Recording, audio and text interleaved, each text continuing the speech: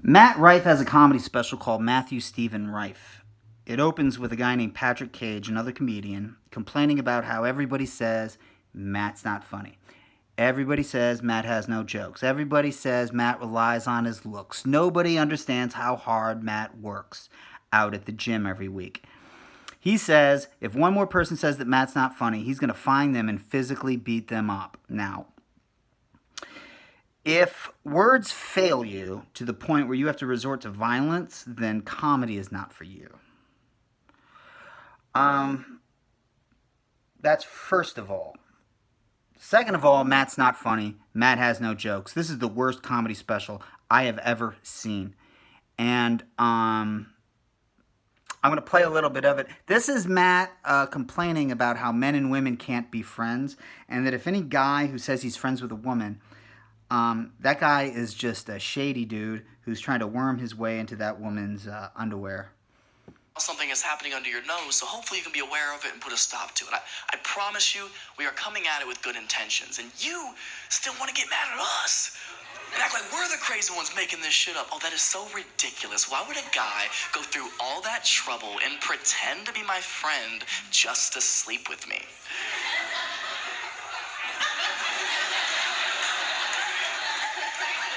I don't know. But I've done it so many times. I've done it so many times. How do you think I got you, stupid? Come on. How do you think I got you, stupid? Matt's known for his crowd work on TikTok. And let me tell you something about crowd work. Crowd work is the lowest form of stand-up comedy. They call it crowd work because the crowd does the work. Oh my God. Nobody has been a better friend than me. Are you kidding me? That's why dudes can spot the shit, because fucking game recognized game. You know what I mean? He'll do some shady shit, and we're like, fucking, good move. That's what shit I would have done, you know? Fuck you, but respect.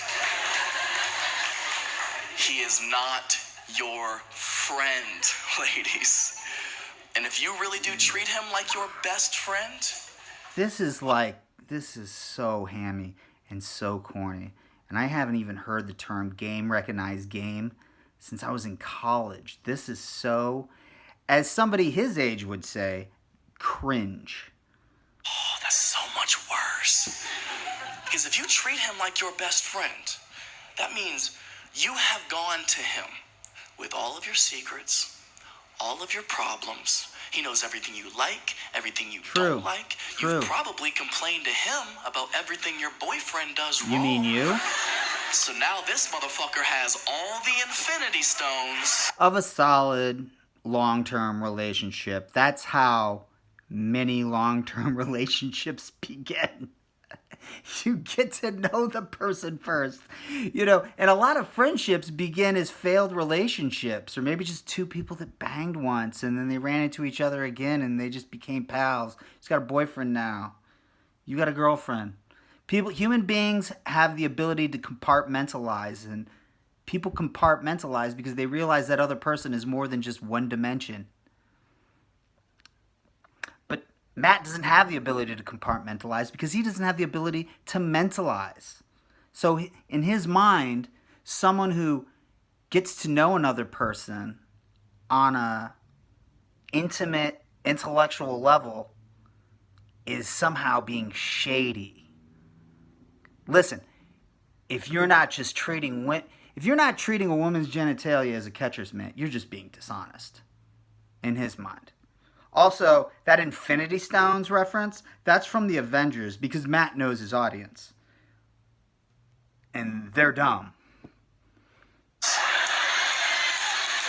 become the perfect guy for you. Oh my God, I'm going to use one of these images as a thumbnail, but I gotta warn you, if you physically saw what I'm seeing on stage, you would turn to stone.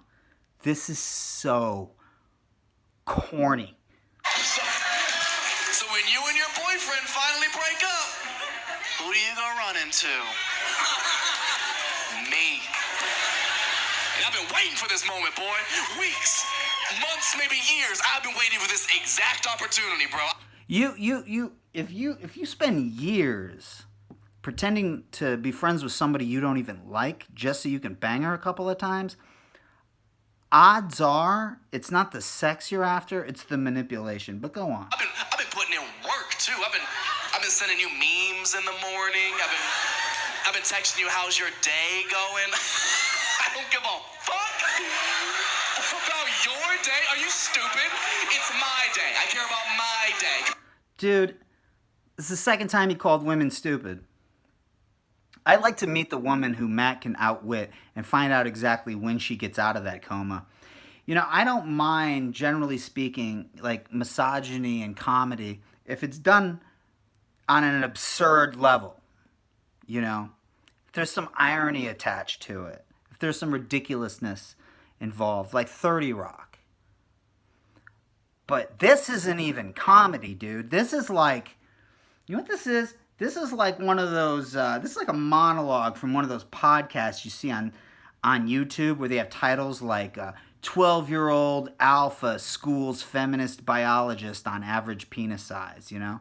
There's one called Whatever where it's just like this dork who gets dunked on by these women who, he invites these women on who are totally out of his league so that he could like talk down to them. But then occasionally one of them will totally dunk on him and then he'll get angry and throw her out of the studio because he's an incel. This is like something like, this is like the Whatever podcast. This is like not even jokes here. Hey, come on, man. It's about patience. All I've had to do is play it cool and stay in the game long enough and wait for the day that you come banging on my door, crying your eyes out. And I just have to play stupid, like, oh, whoa, whoa, whoa, whoa, whoa, whoa, hey. Why are you crying? I'm gonna throw up in my He mouth. said he doesn't trust me? Watch this. Oh. That's crazy. Ew, my God. Y'all broke up? Oh my God. He just went like this. That's crazy. Dude, this is so douchey that if I could take my phone, shove it up my ass, hit the play button, and then pull it out, and my butthole would sparkle like a diamond. That's how douchey this is. Jeez Louise. Hammy. Corny. Cringe-inducing. As far as jokes go, there's like 3 maybe half-assed puns. The rest are just these bland anecdotes. And then when he tries to proselytize, that's the most embarrassing part. I heard on another special, he said something to the effect of, buckle in and prepare to get offended because Matt's got some opinions of his own. And then he proceeds to just repeat something he heard Dave Chappelle say. It's just empty platitudes. He uses the stage as a lectern to just fill time with this empty, vapid philosophizing. We're too sensitive. Cancel cultures for bitches. We gotta learn to get along, and you gotta learn to laugh at yourself. And I have a dark sense of humor, and I tell offensive jokes, but I have a good heart, and I'm doing the best that I can. And of course, I'm not gonna tell you any of those offensive jokes or display any of that dark humor, even though this is my hour-long comedy special. But I swear they're on a shelf somewhere in my apartment. This is so bad. This kid. Okay, let me tell you something about this kid's gimmick. I call it the Magic Matt effect. He's constantly unbuckling his belt. He does it at a certain point during this special. So when you go to the show and you pay $500 for a ticket, you don't know if you're going to see a strip show or a comedy show. Who knows? But maybe if I pay $500 a ticket, I'll get to see him naked or something. I don't know. I'm not 100% sure what this audience members expect, but it's not to laugh. And I saw in researching this, he did an interview with Whitney Cummings. And they spent like an hour talking, which is unusual for somebody who has zero respect for what women have to say about anything. Um, but I will. Um, I don't even know if I should mention this. This is kind of a footnote. You ever have a feeling when you look at somebody and you hear them talk that they're not exactly who they purport to be? Um, First of all, he mentioned that he had been with 3 people by the age of 19. I noted the word people. Then they started bonding over their love of the Twilight Saga. Fine, I like Gossip Girl. That's okay. But there was a lot of this going on. It kept slipping out periodically. It's possible that that never happened. He never tricked a woman into having sex with him like that. It's possible that he doesn't actually believe that men and women can't be friends. He probably just saw When Harry Met Sally a bunch of times. It's possible that all of this is going to fall apart because he says he's been doing stand-up for 10 years. And if this is the best he can come up with after 10 years, then his comedy career has the staying power of a housefly. Especially when they find out. Like, I thought he was the MGK of comedy because he's from Cleveland and he has no talent. Or he's from Ohio and he has no talent.